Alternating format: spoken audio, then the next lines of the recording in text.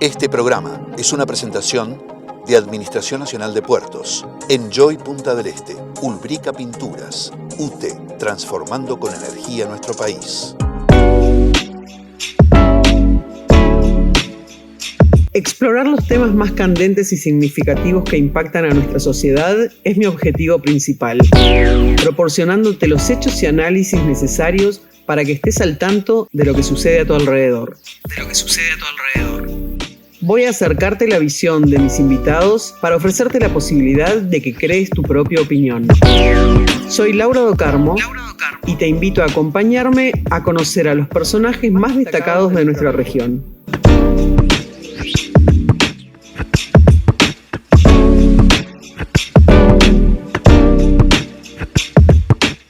Buenas noches, bienvenidos y gracias por acompañarnos otro miércoles más en esta propuesta de Canal 2 y Punta News, en este ciclo de entrevistas que compartimos con ustedes semana a semana. Hoy el invitado es un reconocidísimo abogado, penalista él, de los referentes, les diría yo, que tenemos en el país, con el cual ustedes nos han escuchado en la radio y hablar muchísimas veces de temas de altísimo perfil. Trabaja hace mucho tiempo también muy ligado al departamento de Maldonado. También es un hombre muy ligado al fútbol, ahora van a ver por qué les digo. Y además también es un hombre ligado a la política. O sea que en esta época de campañas, en esta época de tanta cosa que se mezcla, y además porque es un amigo, es un gusto recibir al doctor Jorge Barrera. Gracias por fin pudimos compatibilizar agendas y juntarnos. Bueno, sí, hace tiempo que estamos por concretar, pero bueno, algún miércoles tenía que ser y este era el día indicado, ¿no? Así que... Viste que dicen que las cosas pasan por algo y llegan cuando... Vos sos de esa idea de que, bueno... Las cosas pasan por algo, llegan cuando tienen que llegar. Vos sin duda. Tenés una fe importante. Yo creo en la providencia. Creo que todo tiene un sentido, tiene un porqué y tiene un momento. Y en definitiva, cualquier episodio, por más chico que sea, por más menor, por más intrascendente que pueda ser para la vida de uno, cuando analizás a lo largo del tiempo por qué acontecieron esas cosas, por qué desde el dolor, la alegría, la enfermedad, la tristeza y también los éxitos y los fracasos, yo creo sí en que para mí la vida sin Dios sería bastante inexplicable, ¿no? El sentido de trascendencia, el sentido del más allá, qué pasa después que nos morimos. ¿Qué pasa después que nos morimos? Para un hombre de fe como vos. ¿Qué pasa después que nos morimos? Viene el juicio, ya que hablamos desde el punto de vista penal, más importante, pero con un juez misericordioso, ¿no? En la materia humana, en los juicios humanos, cuando vos decís la verdad y te arrepentís, es muy probable que tengas una sentencia de condena, aunque haya un acuerdo abreviado. En este caso, el juez es muy misericordioso y te promete la vida eterna. Ahora, así que es espectacular vivir con fe. Vos estás contando eso y a mí que me consta que sos un hombre de fe, pero además que te conozco de tantos años como abogado y como penalista, me imagino que sería, en el buen sentido, una cosa muy divertida. Tu juicio, vos alegando, reconociendo... Pero lo bueno, sí, iría por un juicio abreviado, ¿no? ¿Irías por un abreviado? Sí, iría por un abreviado. No iría por un juicio oral y público. ¿Pero solo para reducir la pena o por economía procesal? No, para reducir la pena, porque si hay algo que tengo muy claro es lo limitado que somos los seres humanos y por tanto convivir con el error, convivir con los defectos forma parte también de una vida feliz. Porque en definitiva, si hay algo que tenemos claro todos, es que primero algún día vamos a morir. Eso es clarísimo. Sí. No sabemos el día y la hora. Es lo seguro que tenemos. Pero es lo único seguro que vamos a morir. Y lo segundo seguro que tenemos es que somos seres que tenemos virtudes, pero que también tenemos defectos. Y por lo tanto, convivir con los defectos, las limitaciones, tratar de superarlas, pero saber que en definitiva está en la esencia humana, saber que somos capaces de grandes cosas y también de grandes errores u horrores, y entonces eso, lejos de generarme tristeza, al contrario, me genera una gran confianza en que la vida por por la tierra, el paso que tenemos a lo largo de estos años, ¿qué son en la vida, historia y la humanidad? ¿Qué podemos vivir? 80 años, 85 años, no es nada, y por lo tanto tiene que tener un sentido de trascendencia, que no estamos creados para nacer hoy a los 85 años, ser tierra. Creo profundamente que el sentido de trascendencia hace que tenemos materia, obviamente, en mi caso mucha, y espíritu, y bueno, y en definitiva es en la inteligencia y la voluntad donde se transmite una de los elementos centrales del alma, así que creo en el más allá, creo en la trascendencia, creo en Dios y soy católico. Y sos muy familiero, ¿no? Sumamente familiero. Sí. Yo decía recién en la presentación, en los últimos años, ya unos cuantos, estás mucho más cerca del departamento de Maldonado, claro. Inauguraste estudio cerca de donde vos vivís, allí en la zona de Portezuelo. Claro. Se te ve frecuentemente, más allá de lo laboral. Bueno, 2 veces, el tema es, yo atiendo 2 veces por semana aquí en Maldonado, digamos, de marzo a, por más que el estudio está abierto siempre, pero particularmente, vienen mis socios, viene otra gente, pero particularmente 2 veces por semana, jueves y viernes, después desde el 1 de diciembre al 1 de marzo o 15 de marzo sí estoy todo el día, porque es donde hay una afluencia importante de clientes, porque tengo acuerdos con estudios penales argentinos, con compañías de seguros argentinas que requieren una presencia diaria en caso de que existan siniestros de tránsito. Desde el año 1994 que me recibí, además se desmonopolizaron los seguros en esa época, empezaron a intervenir en el mercado aseguradoras privadas y bueno, les brindo el servicio de asistencia penal.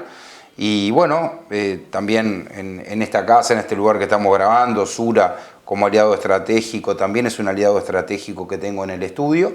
Así que a partir de ahí tengo convenios con aseguradoras argentinas y estudios penales argentinos que requieren sí ya una presencia en la época de verano mayor, así que el estudio lo tengo a 50 metros de mi casa, con lo cual...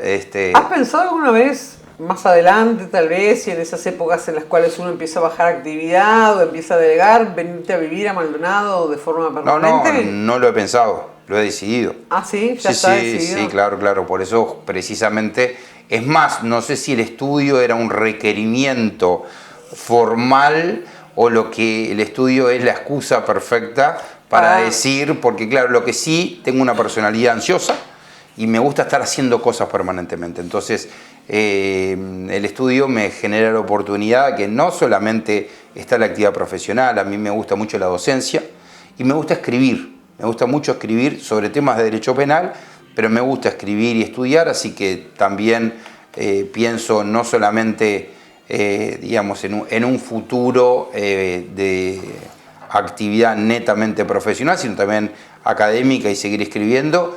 Y con 56 me siento como Morena, un potrillo, así que como le decíamos a Fernando Morena el potrillo, así que me siento con mucha fuerza para seguir adelante. Te preguntaba también por la familia y por lo familiero, porque digo, recién hablábamos antes de empezar la entrevista de tu hijo, que está gigante. En él veo el paso del tiempo, ¿no? En él veo el paso del tiempo. Yo tengo fotos, obviamente. Viste que uno... Yo veo las fotos de ustedes en la cancha, ¿no? Claro. Generalmente que él te acompaña a todos los partidos, sí, desde que él es chiquito. Juan Pablo, ¿no? Juan Pablo. Y yo me acuerdo de ver fotos de Juan Pablo que te llegaba a la cintura o menos, y hoy Juan Pablo tiene 15. Exactamente, y me acompaña a todos lados. Fíjate que no solamente en lo local, me acompaña también internacional, o sea, partidos de Peñarol. Bueno, hemos ido a todos los de Copa Libertadores que hemos podido. Vamos al campeón del siglo y también cuando jugamos de visitante en otras canchas, pero además también vamos al básquetbol, también vamos al fútbol sala, con lo cual el Peñarol nos ayudó mucho, evidentemente en la época que primero yo fui delegado del club, él nació. Entonces, cuando empezó a tener uso de razón, yo ya tenía un rol más protagónico, y bueno, y cuando fui presidente de Peñarol, evidentemente era un momento para compartirlo con él. Entonces, bueno, los viajes, a las canchas, digamos, el tema fútbol, evidentemente era un tema que yo lo utilizaba muchas veces como un tema educativo, ¿no? Es decir, y formativo, porque mi viejo era hincha Nacional, mi viejo fue el ídolo que tuve y era hincha Nacional. Ahí aprendí de él la convivencia y el pluralismo y el respeto a los valores. ¿Y vos por qué te hiciste de Peñarol teniendo un papá tan hincha de Nacional? Mamá. Mira, mi padre murió en forma, digamos, rápida. Digamos, si bien hacía un tiempo un cáncer de páncreas, pero cuando le llegó al hígado y enseguida para tener un cáncer de próstata, le llega al hígado y al páncreas, viste que es muy rápido. Entonces sabía de eso y entonces aproveché para conversar, tuvo lúcido hasta 7 horas antes de fallecer. Y charlaba mucho y una vez él murió el 11 de junio del 2019 y el 12 de mayo del 2019 era el clásico en el campeón del siglo por primera vez y con público visitante, Peñarol y Nacional, porque yo quería y creía en la convivencia, porque formaba parte de mi vida. Y ahí aproveché con un colega tuyo, Marcelito Decó, que me hizo una nota que me la había pedido hacía 10 años, que decía el clásico de los Barrera en El Observador. Claro. El clásico de los Barrera, porque mi viejo hincha Nacional y su hijo presidente de Peñarol, y cómo podíamos convivir y demás, y siempre le rehuí esa nota, hasta que, bueno, cuando me dice que le faltaba pocos días de vida, y de hecho faltó menos de un mes, y la quise hacer como un homenaje a la convivencia, a lo que él me aportó, a su generosidad. Y ahí charlamos y ahí por primera vez me enteré cómo fue el tema con mi madre, ¿no? Claro. Es decir, que pactaron de que efectivamente los hijos que tuvieran fueran hinchas de Peñarol, así que tanto mi hermana como yo somos hinchas de Peñarol. Eso fue obra y gratitud eterna que le tengo a mi madre. Escúchame, yo estoy lejos de ser periodista deportivo, pero me imagino que todos los que están mirando esta entrevista estarán diciendo qué espera esta muchacha para preguntarle a Jorge Barrera por el Peñarol de hoy, de todas estas cosas que están pasando, de las desavenencias y de los acuerdos y de que sí, y de que no, y de los resultados y cómo nos va, y que el técnico y el que no técnico. Yo creo que todos confiamos mucho en Diego Aguirre.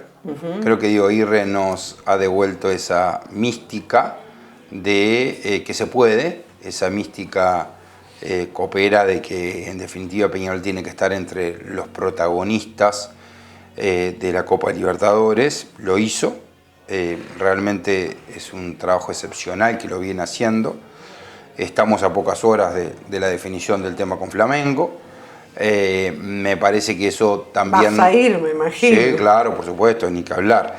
Entonces, estuve en Río y bueno, como no voy a estar en el campeón del siglo. Así que, bueno, va a ser un partido clave, definitorio. Y yo pienso en un Peñarol en el que, más allá de las discrepancias legítimas entre dirigentes, yo creo en la unidad. Creo que la unidad implica que uno tiene que tener legítimas diferencias internas, como el modelo deportivo, de gestión, quién contratar, quién no contratar, relación con la AUF, relación con los delegados, con los otros clubes, pero lo que Peñarol no puede hacer es, después que se toma una resolución, no haya unanimidad y sobre todo unidad. Yo a veces miro con mucha tristeza cómo a veces existe una grieta entre hinchas de Peñarol porque forman parte de un grupo político, porque forman parte de otro grupo político dentro del club. Eso me genera mucha tristeza por la sencilla razón de que todos, antes que un grupo político, somos hinchas del mismo club de Peñarol. Y por lo tanto, que no es lo mismo que el país. Sí, pero viste que estamos en un país donde fútbol y política... A ver, la historia siempre decía... Blanco de Nacional, Colorado de Peñarol. Sí, pero se hace una cosa cuando Peñarol hace un gol y tengo en cualquier cancha uno al lado, nos damos un abrazo y no le preguntás a quién votó y cómo. Y mira, hay una película muy buena que lo hizo el hinchado de Peñarol que se llama Manchas, en el que la mejor de la definición la da uno de los entrevistados, que le preguntan, ¿y qué hace el hincha de Peñarol? Y entonces el tipo dice, no tengo una respuesta, lo que sí te puedo decir es esto. Yo me encuentro en el exterior con un uruguayo, nos saludamos, la primera pregunta es, ¿de qué cuadro sos hincha? Si el tipo te contesta de Peñarol, pasó a ser un hermano. Y es tal cual, porque yo digo, por razones profesionales, por razones académicas, yo di clase en Perú, en la Universidad de Piura, en Buenos Aires, y ahí voy a eventos internacionales académicos, y cuando te encontrás con un uruguayo, y te preguntas lo primero de qué cuadro sos de Peñarol, te das un abrazo. Es decir, porque y no es por el fanatismo, la pasión, hay una cantidad de cosas que sentimos en común, que tenemos, le debe pasar a otros cuadros, pero en Peñarol te puedo asegurar que es como una marca en el ADN de saber que tenés una cantidad de cosas que te unen, sentimientos, pasiones, historia. Capaz que lo que, no sé, para los que lo vemos un poco más de afuera y sin tanta pasión, y porque no de repente somos ni de Nacional ni de Peñarol.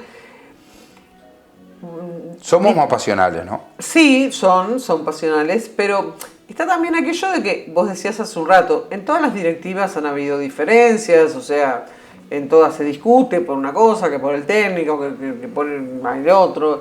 Ahora, esta parece ser una directiva que ha tenido, digamos, por decirlo de una forma elegante, algunos desacuerdos incluso que han llevado a decidirse cosas personales o incluso hasta por redes a veces o por la prensa, que no ha caracterizado a otras directivas que sí, tal vez, incluso capaz que han enfrentado problemas más grandes internos del club, ¿no?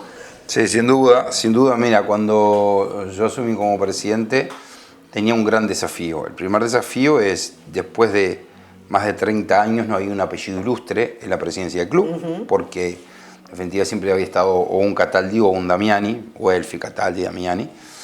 Y entonces el primer objetivo que tenía precisamente era pacificar y unificar. Y además de eso, tenía 4 directivos en 11.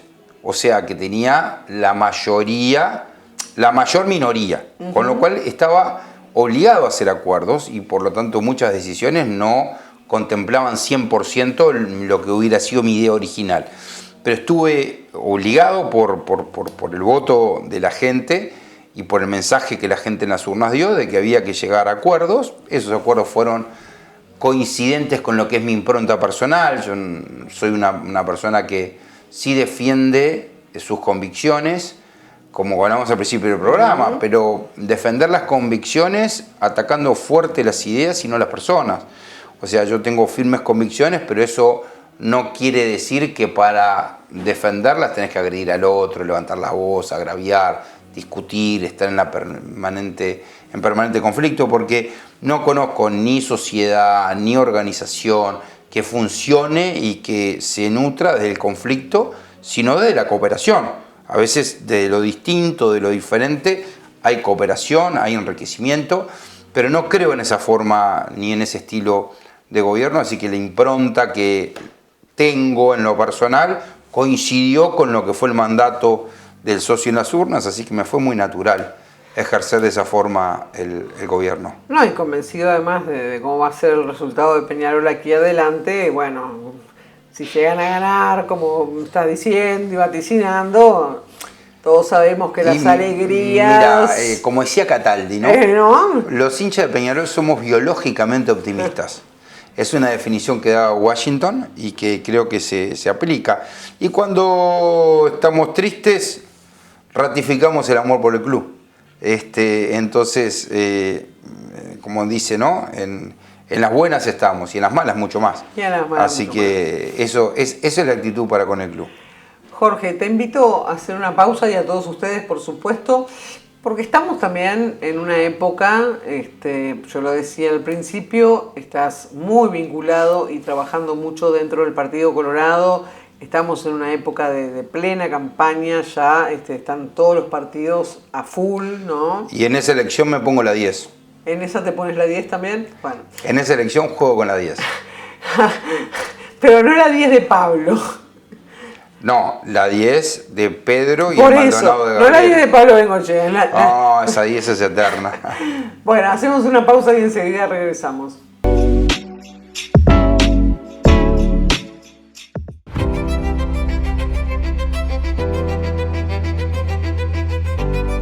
Cada grano de arena, desde Portezuelo a José Ignacio.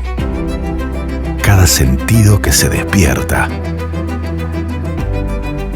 Cada rayo, cada gota, cada respiro. Risa. Sabores y miradas.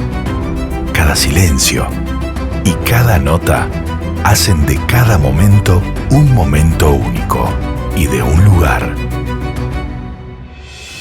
Un lugar único. Enjoy Punta del Este. Experiencias únicas en un único lugar.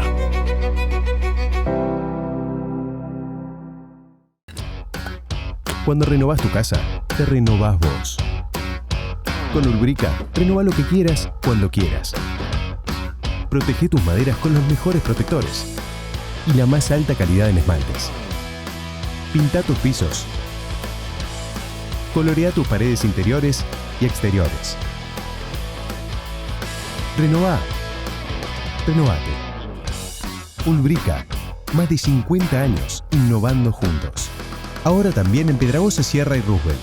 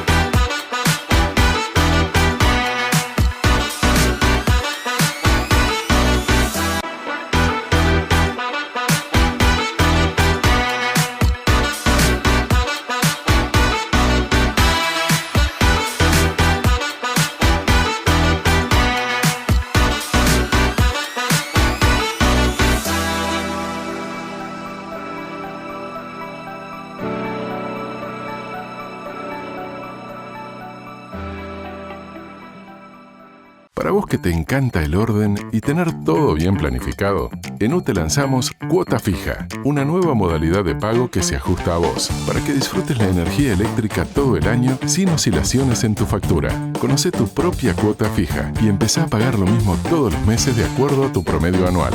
Entrá en el simulador en ute.com.uy, calcula tu cuota fija e informate más sobre las condiciones. UTE, transformando con energía nuestro país. Continuamos compartiendo esta entrevista con Jorge Barrera, que me gusta porque estamos hablando de fútbol, de la vida, de la profesión. Y dentro de las actividades de Jorge, yo les decía al principio, y en esta época en particular, estamos en plena campaña. Jorge en su época fue diputado, pero ha tenido una participación de toda la vida, creo, prácticamente, ¿no? Bueno, mis padres se conocieron en un club de la lista 15. Bah. Mi papá trabajaba es de minas, y trabajaba primero para Luis Valle, con 15, 16 años, porque, digamos, siempre le gustó la figura de Luis Valle y lo que defendió Luis Valle. Luego, cuando muere Luis Valle, el 15 de julio del 64, fíjate la precisión, porque en casa ese día era importantísimo, ¿eh? Había que ir a dejarle una flor a don Luis en el cementerio central. Conoce a mi madre, los dos se conocen en un club de la 15, y por lo tanto yo digo que a veces la gente le da vergüenza, que por tradición. Yo empecé siendo colorado por tradición. Luego, evidentemente, con el paso del tiempo fue por convicción. Pero sí, yo en mi casa... A ver, si mi madre y mi padre se conocen en un club de la lista 15, es lógico de que en los primeros años, evidentemente, mi relación, aparte por mi relación personal que tenía con Jorge Valle, digamos, eso también influyó en el cariño, en el conocimiento y demás. Uno va pasando el tiempo y después sí ya deja la tradición y comienzan o no a ratificar o a rectificar las convicciones. Siempre para mí Jorge Valle fue un segundo padre, por lo tanto yo cuando hablo de él me cuesta distinguir al dirigente político de quien fuera mi segundo padre. Me obligaba a ir a decir la palabra, pero me fomentaba el estudio, me fomentaba precisamente entender los problemas del país desde el conocimiento. Él siempre decía, en la película Valle que salió ahí, yo digo, la primera intervención que tengo es lo que más me quedó de él. Cuando empecé a tener uso de razón y me empezó a dar libros para leer, me decía Jorgito, porque el Jorge, y yo llevo su nombre por él. Claro. Entonces ¿A vos te pusieron Jorge por Jorge Valle? Sí. Entonces me decía, Jorgito, la política sin estudio no es política, es politiquería. Entonces, eso lo tengo como marcado a fuego, ¿no? Estudiar, prepararse, porque eso es lo que distingue la politiquería de la alta política. Entonces para mí fue un honor haber sido diputado en el gobierno de él. Luego, cuando termina su gobierno, ¿viste? Cuando vos decís, te enamoras fuerte y ese amor se va, terminó su presidencia y me dediqué a la actividad privada, hice mi maestría de Derecho Penal en Argentina, fui a estudiar al exterior para ayornar el conocimiento y después me dediqué a la actividad privada y a la actividad totalmente profesional, así que ahí perdí todo vínculo con la política activa, sí, claro. Vínculos, digamos, personales no, porque evidentemente si me crié toda la vida ahí hasta el 2005, o sea, nací en el 68, todos mis amigos, de hecho a Gabriel Gurméndez, que lo estoy apoyando como diputado acá, lo conocí cuando yo tenía 15 años, o sea, soy amigo hace 41 años de Gabriel. Y realmente yo dejé la actividad política y el año pasado, cuando él decide ser precandidato en la interna, me dice si no lo voy a acompañar. Le dije 2 condiciones. La primera, no ir en ninguna lista, no ser candidato a nada. Y la segunda, tener margen para trabajar técnicamente en los temas que hacen a mi digamos, mi fuerte, claro, que es la seguridad, el derecho penal, la convivencia. Ahí Gabriel, por supuesto, empezamos a trabajar. Luego de la elección interna se da este acuerdo con Pedro Bordaberry, que significa la vuelta a la política de Pedro.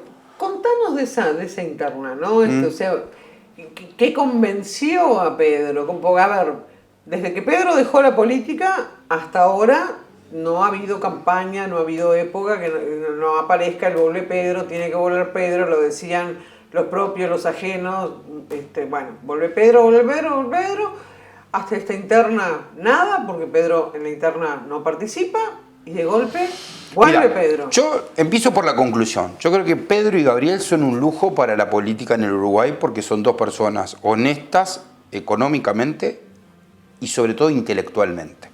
Son personas de éxito, son personas que no necesitan de la política para vivir, son personas que han tenido experiencia en el ámbito privado y en la gestión, y eso hace que todo lo que ha sido la conexión con la actividad privada le genera una cuota de realismo importante a la hora de definir leyes, porque uno puede tener una visión de la realidad desde un escritorio, pero si cuando lo gestionó desde el punto de vista privado luego lo tiene que llevar a un recinto parlamentario, creo que esa experiencia vale y es importante.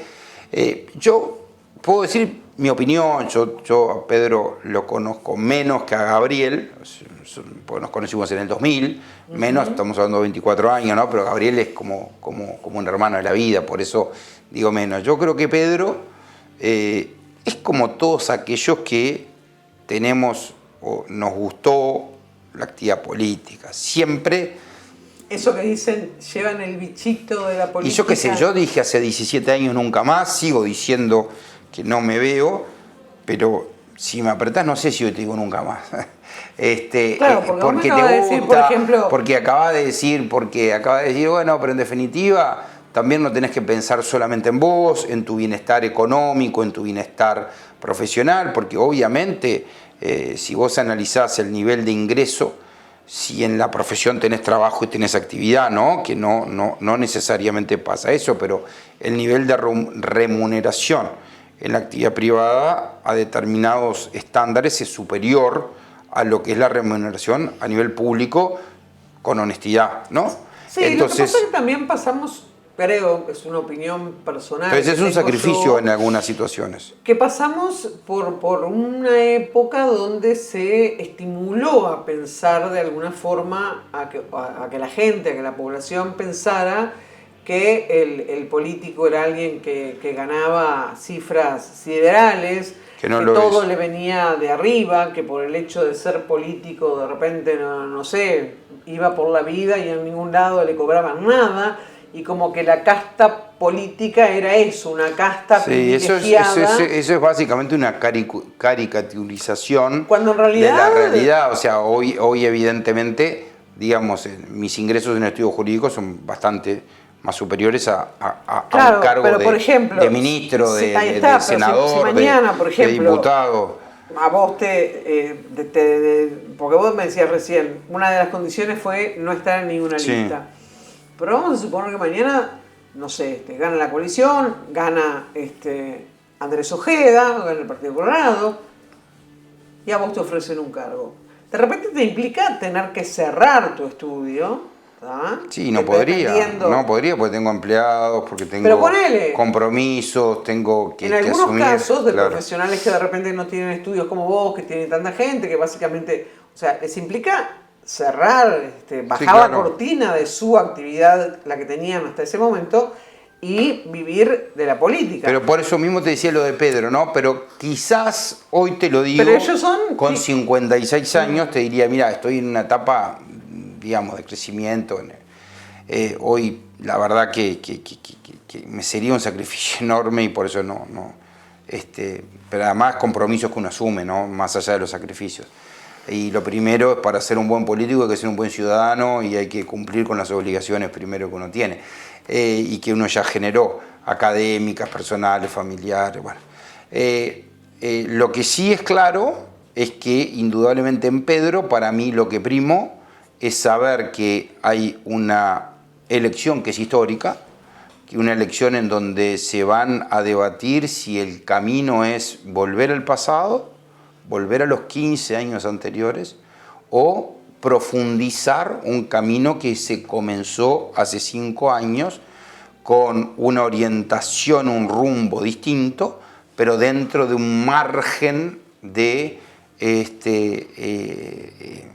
continuidad, profundizar lo que se ha iniciado. Entonces creo que eso ha sido también una motivación importante en su decisión, saber que hoy es una elección que va a estar muy reñida, digamos, en definitiva, siempre el Uruguay había tenido elecciones, salvo estas últimas, un poquito más holgadas, no tampoco tanto, pero más holgadas. Esta es una elección que es voto a voto, que se va a definir seguramente en el último tramo final de la campaña, y creo que él sintió que tenía que hacer un aporte al Uruguay, volver, lo que significa para él estar en la actividad política y además fortalecer al Partido Colorado, que creo que con la incorporación de Pedro Bordaberry le da un impulso importante a hacer crecer al Partido Colorado, y creo que eso es motivante, ¿no? ¿Votás acá en Maldonado o todavía no hiciste el traslado? No hice el traslado, es una pena que tengo, voto en Montevideo,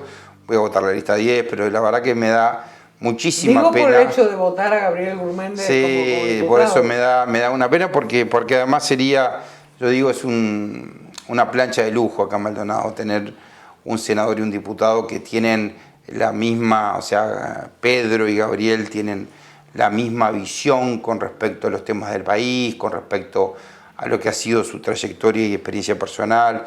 O sea que voy a tratar de conseguir gente que sustituya mi no voto en el departamento de Maldonado para que haya muchos que hagan que pueda ser mayoría dentro del Partido Colorado el Senado de Pedro Bordaberry y la candidatura de Gabriel. Que además la lista 10 en Maldonado es la única lista que lleva a Pedro Bordaberry al Senado. O sea que si alguien quiere votar a Pedro Bordaberry senador, tiene que hacerlo en Maldonado exclusivamente a través de la lista 10. Hace unos cuantos días estuvieron acá, bueno, Gabriel tiene una larga también relación con Maldonado, pero estuvieron reunidos Pedro, Gabriel y vos con el jefe de policía, Sí, con Eloy Ruiz. Sí, sí. ¿Cómo fue ese encuentro? Excelente, ¿De qué porque dialogaron? mucho, aprendí muchas cosas y creo que fue enriquecedor porque, a ver, nosotros habíamos hablado hace unos días por la radio de que una cosa era el núcleo central en materia de seguridad, que tiene que ser el mismo para todo el país, pero después cada región tiene particularidades. Por ejemplo, no es lo mismo lo que tiene que ver con la frontera, la seguridad en la frontera, con lo que tiene que ver con un departamento como este que tiene todo y que tiene no solamente turismo, tiene vida durante el verano, durante el invierno, que ha crecido, que demográficamente viene creciendo permanentemente, y donde ahí sí aprendimos el valor de la videovigilancia y por qué hay que seguir profundizando en materia de tecnología. Por ejemplo, recibimos la información de que hay un porcentaje importante, digamos, de actividad que genera base, que se llama técnicamente evidencia, para una formalización, son un porcentaje importante a través de la videovigilancia. Y eso es tecnología aplicada a la seguridad.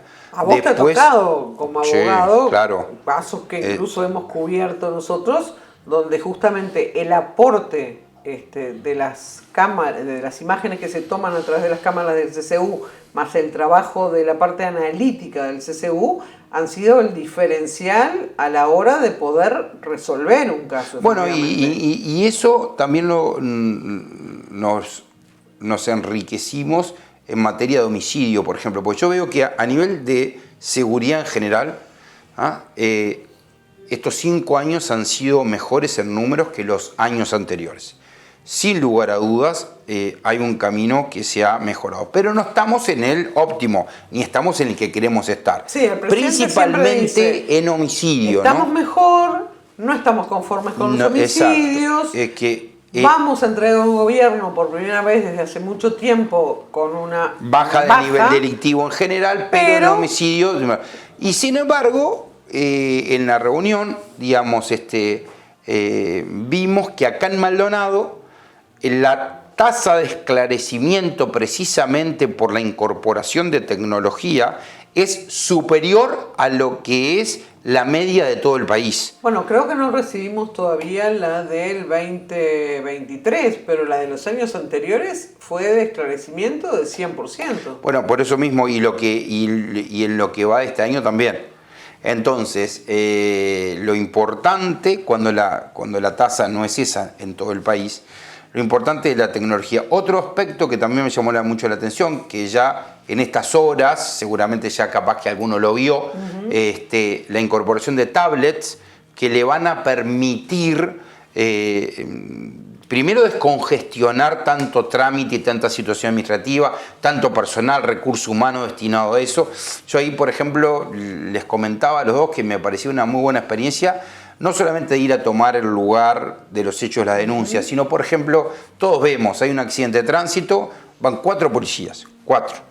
Ahora, con la tablet pueden ir 1 o 2, uno para reconstruir, y hay 2 que quedan liberados para otras actividades.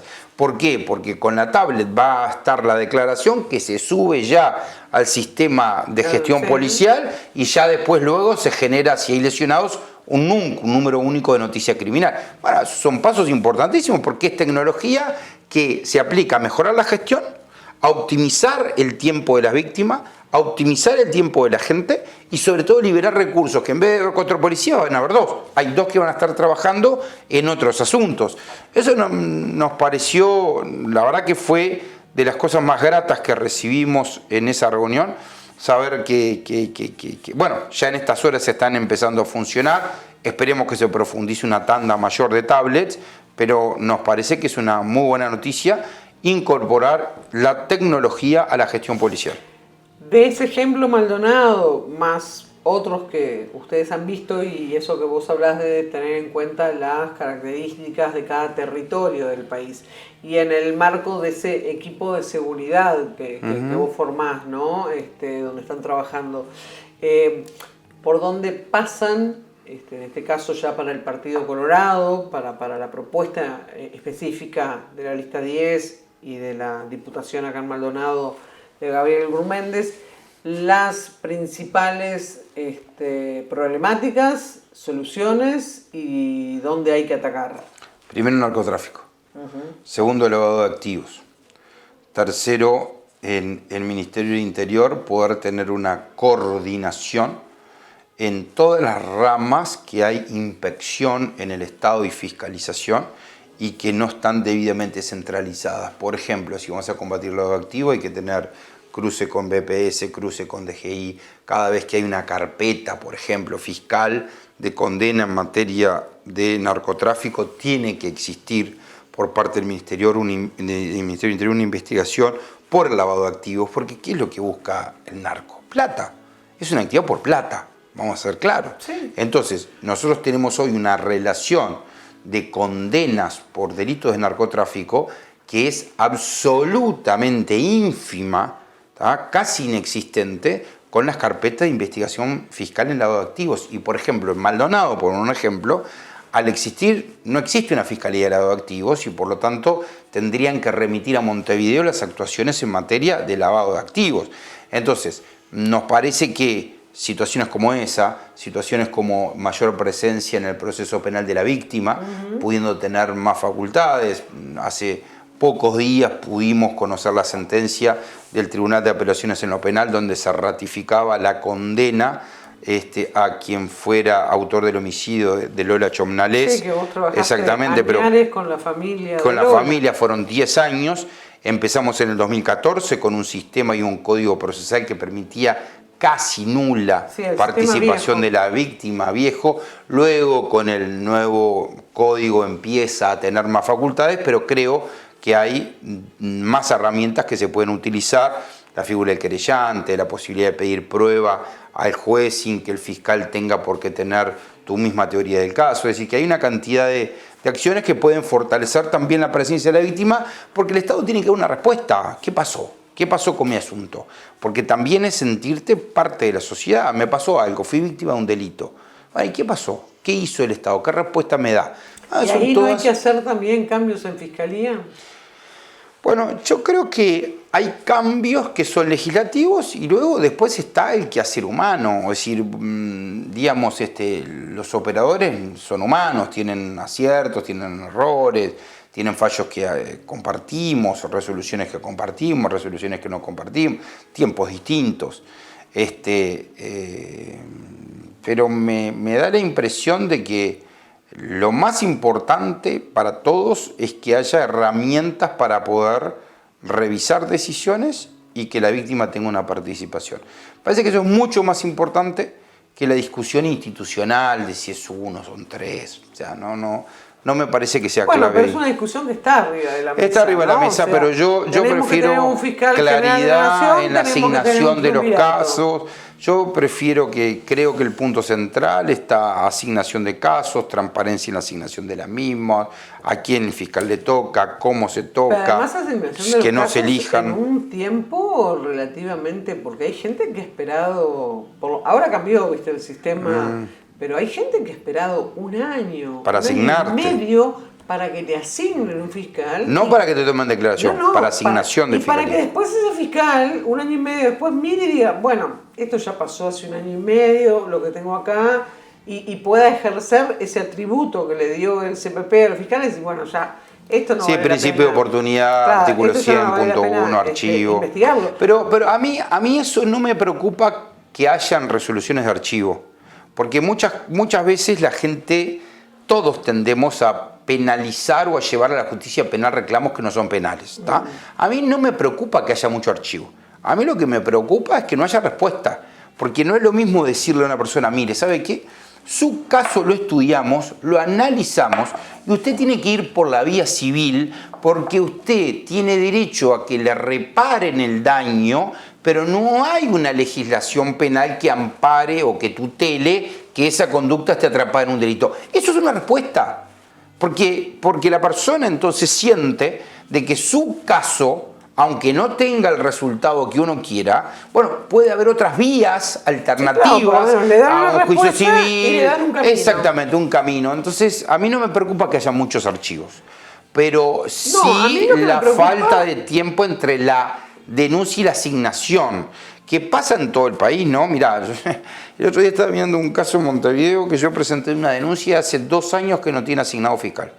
Claro, pero... Entonces no es ya que me resolvieron que no, o que no pudieron hacer toda la diligencia. Ni siquiera tiene asignado fiscal. No sé qué fiscal es. A mí lo que me preocupa también de ese tema, más allá de lo que implica para la persona que lo presentó, para el denunciante, ¿no? Que, digo, después es como vos decís, la respuesta capaz que no es satisfactoria a lo que esperaba, pero imagínate la persona que Tengo está un caso esperando, en ¿no? una fiscalía de delitos económicos que está a estudio hace 4 años.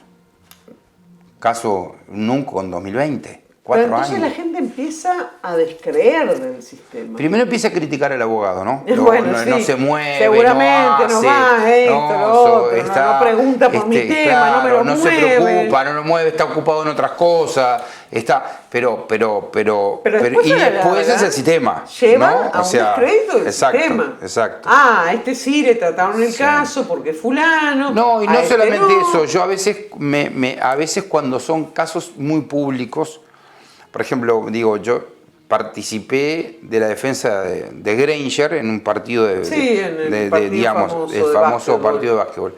Resulta que el episodio fue un día y la citación a fiscalía fue otro día. Y como ese caso, porque es notorio, las citaciones en un día a fiscalía y las mismas denuncias que tienen 1 año y medio. No, y porque también ocurrieron otros casos en el deporte, no de repente necesariamente en el básquetbol, Claro. donde ocurrieron. O no tuvieron tanta repercusión pública. O y la tuvieron, pero nadie le dio pelota como para llamar al otro día a los actores. Sí, y así como se dice que no puede haber un derecho penal para ricos y para pobres, en tono negativo hacia quien tiene un nivel socioeconómico alto, tampoco puede haber una justicia para casos de famosos o no famosos que sea en contra de que si algo tiene repercusión social, esa persona tenga un grado de avance de las causas distinto de alguien que no tenga esa visibilidad pública. El partido ese de básquetbol, donde pasó el incidente de Granger, pero no hubiera sido en la esquina. En Peñarol y entre No sé creo quién, que hubiera sido Granger, hubiera sido como decís, un partido ahí en la esquina, entre vos, yo y algunos otros más. No creo que lo citen al otro día fiscalía. Jorge, ha sido un placer Muchas recibirte. Nos debíamos esta charla hace mucho. Nos debemos otra, donde tenemos que entrar en algunos temas judiciales ¿No? Sí. que todavía, incluso con muchos meses ya de trabajo, están dando vueltas por los juzgados de Maldonado, o en algunos otros casos están en las etapas finales, pero la verdad que ha sido... Nos prometemos en diciembre para Navidad, antes que termine el ciclo, charlar de nuevo. Bueno, me parece bien, después que salgamos de la campaña. Por eso después antes de que termine empiece con nuevo el verano. presidente, antes que empiece el verano. Exacto. Ya más acá afincados, así que ahí charlamos. Gracias por venir. Por favor, gracias. Y a todos ustedes, muchas gracias como siempre por acompañarnos otra semana a través de la pantalla de Canal 2, a través de Antel TV, desde donde nos pueden seguir a través de cualquier parte del mundo. Por supuesto, la nota la van a tener también en el canal de YouTube de Punta News, en la página web de Punta News, www.puntanews.com.uy, y nos veremos la semana que viene.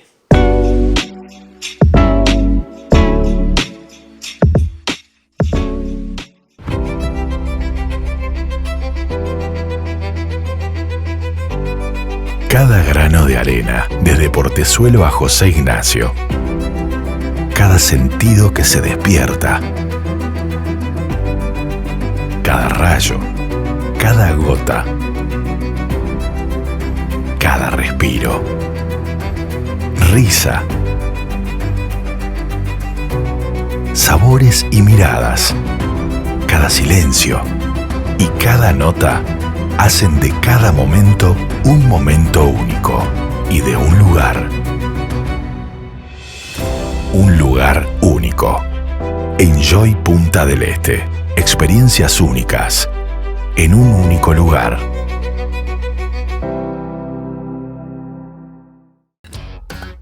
Cuando renovás tu casa, te renovás vos. Con Ulbrica, renová lo que quieras, cuando quieras. Protege tus maderas con los mejores protectores y la más alta calidad en esmaltes. Pinta tus pisos. Colorea tus paredes interiores y exteriores. Renová. Renovate. Ulbrica, más de 50 años innovando juntos. Ahora también en Piedrabuena, Sierra y Roosevelt.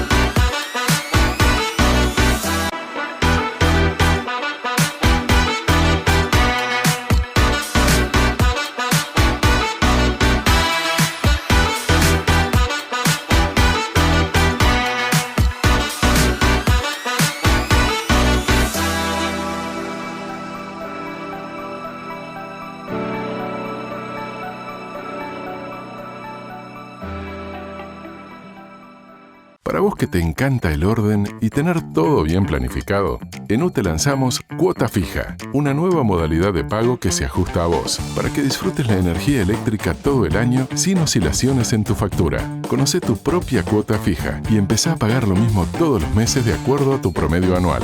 Entra en el simulador en ute.com.uy, calcula tu cuota fija e infórmate más sobre las condiciones. UTE, transformando con energía nuestro país. Este programa fue una presentación de Administración Nacional de Puertos, Ulbrica Pinturas, Enjoy Punta del Este, UTE, transformando con energía nuestro país.